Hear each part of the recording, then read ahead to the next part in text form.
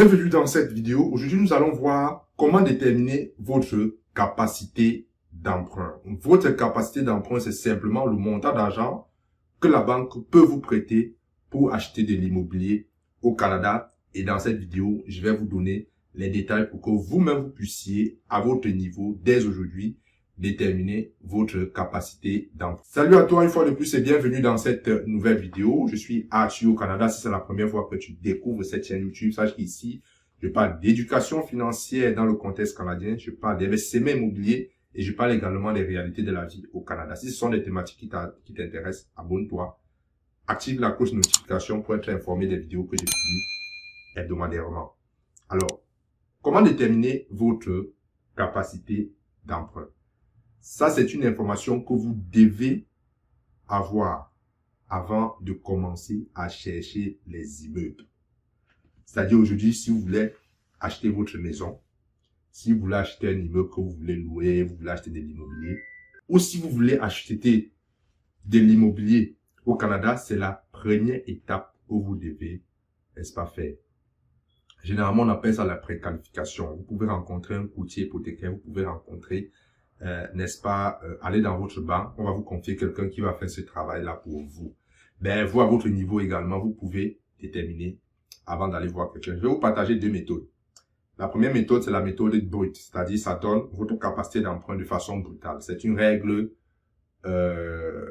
comment dire, qui n'est pas très précise, mais ça va quand même vous donner une idée de combien est-ce que vous pouvez aller emprunter auprès de la banque. Et je vais vous donner une deuxième méthode qui est un peu plus précise, qui va vous permettre vous-même, en fonction de votre situation, de déterminer combien est-ce que vous pouvez obtenir auprès de la banque en fonction de votre situation.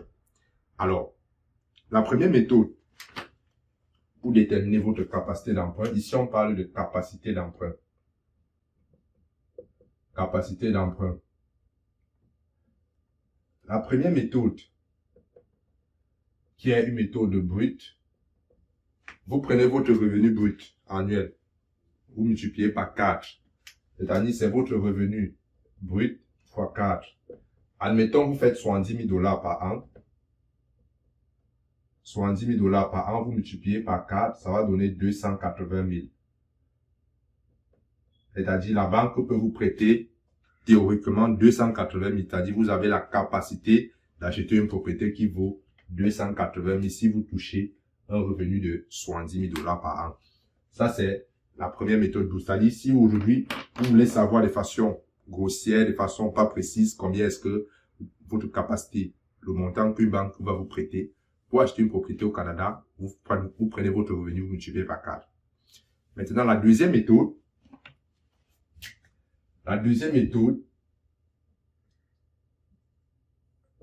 qui est un peu plus précise, tient compte de beaucoup de paramètres. Et ça dépend de chaque banque. OK? Les banques ont ce qu'elles appellent des ratios. Les banques ont ce qu'elles appellent des ratios. Il y a ce qu'on appelle les ABD. Il y a ce qu'on appelle les ATD. Amortissement brut de la dette, amortissement total de la dette. Chaque banque a ses ratios. D'accord? Vu que les ratios diffèrent par banque, je ne vais pas rentrer dans cette méthode-là, mais je vais vous partager sur mon écran, n'est-ce pas, les sites. Je vais prendre une ou deux banques. Ça va dépendre pour vous montrer comment est-ce que vous pouvez aller sur ces sites-là vous-même, déterminer votre capacité d'emprunt. En gros, je prends un exemple. Si une banque vous dit que, voilà, vos ratios ne doivent pas dépasser, par exemple, 30%. Si vous avez des dettes, par exemple, sur votre carte de crédit, vous avez, par exemple, des dettes, vous avez pris un prêt personnel, vous avez pris, par exemple, ou bien vous avez déjà une autre maison, vous avez pris un prêt auto, et que vos dettes, vous êtes déjà peut-être à 20% de dette sur 30, ben, il ne vous manquera que 10%. Maintenant, la banque va s'assurer que ces 10% correspondent au versement hypothécaire correspondant au prêt qu'elle va vous faire sur le montant. Qu'est-ce que cela veut dire? Je vais être un peu plus concret avec ça. Ça veut dire quoi? Disons, vous avez une dette d'automobile, un prêt personnel, ok? Vous avez peut-être vous avez pris un prêt sur votre carte de crédit et que le total donne 20% sur 30. Maintenant, la banque veut s'assurer que, en faisant un versement hypothécaire, en ajoutant à ça un versement hypothécaire, vos ratios ne doivent pas dépasser 30%. Si ça dépasse 30%, la banque va diminuer, n'est-ce pas, votre capacité d'emprunt ou alors elle ne vous prête pas de l'argent. C'est pour cette raison que je vois souvent beaucoup d'immigrants, lorsqu'ils arrivent au Canada, ils achètent d'abord un prêt auto, ils prennent des prêts personnels ou ils utilisent un carte de crédit, c'est une erreur. Je conseille aux immigrants qui viennent d'arriver d'acheter leur voiture cash. Bien sûr, pour ceux qui veulent investir en immobilier. Parce que ça ne va pas jouer sur vos ratios. Et maintenant, même si vous voulez acheter une voiture modeste. Vous n'avez pas besoin d'acheter une voiture de 50 000 $, à moins que c'est une voiture qui vous fait rentrer de l'argent. Ok, parce que je ne veux pas vous... Non, de toutes les manières, ce que je dis, c'est mon opinion. Chacun fait ce qu'il veut à la fin de la journée. Donc, voilà donc les éléments. Pourquoi est-ce qu'on dit qu'il faut investir avant d'acheter les voitures? Parce que ça joue sur vos ratios. Ça, c'est au niveau personnel. Il y a un autre niveau que je parlerai peut-être dans une autre vidéo.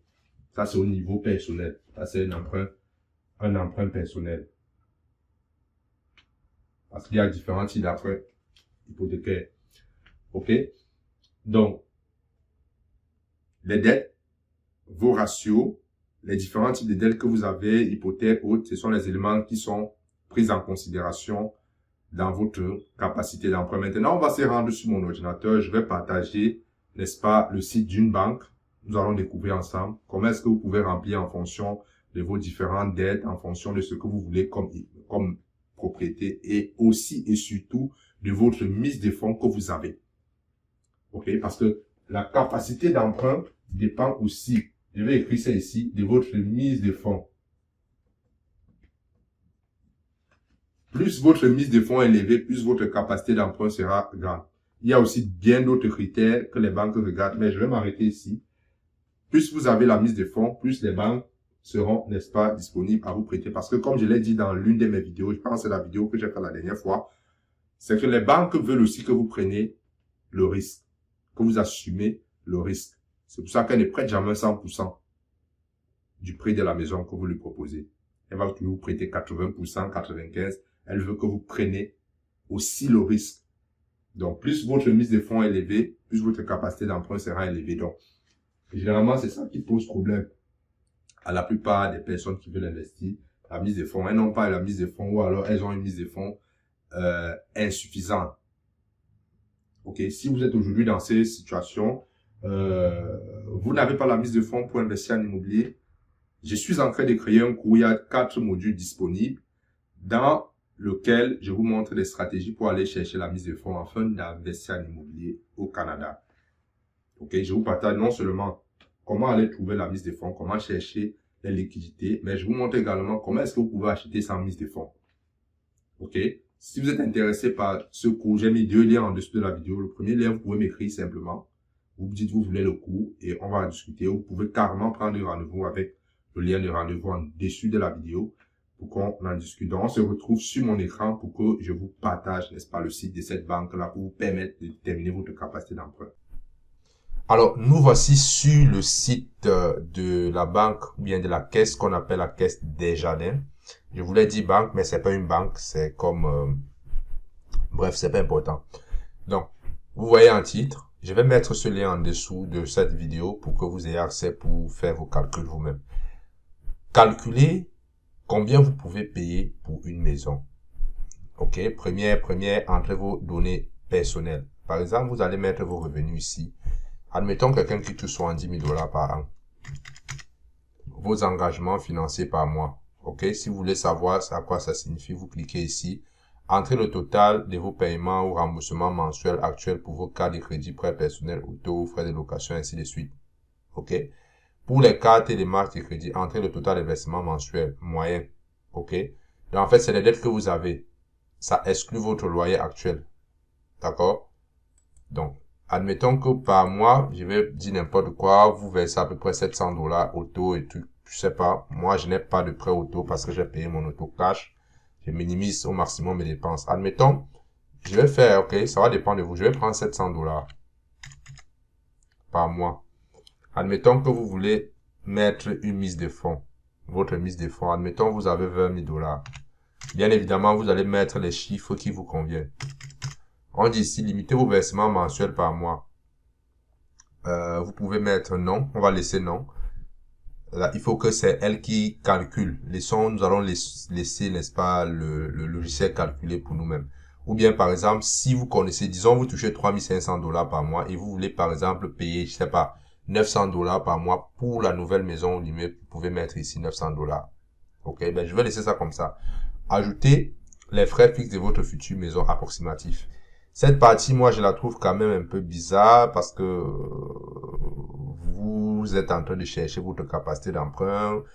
Vous ne connaissez pas encore la maison que vous devez acheter, ainsi de suite. Mais on va jouer le jeu. Admettons que la localité, je vais prendre une localité que je connais où, n'est-ce pas, les taxes municipales et les taxes scolaires. Admettons, on va laisser ça à 2500. Le coût d'énergie, ça peut à peu près coûter 300 $ par mois.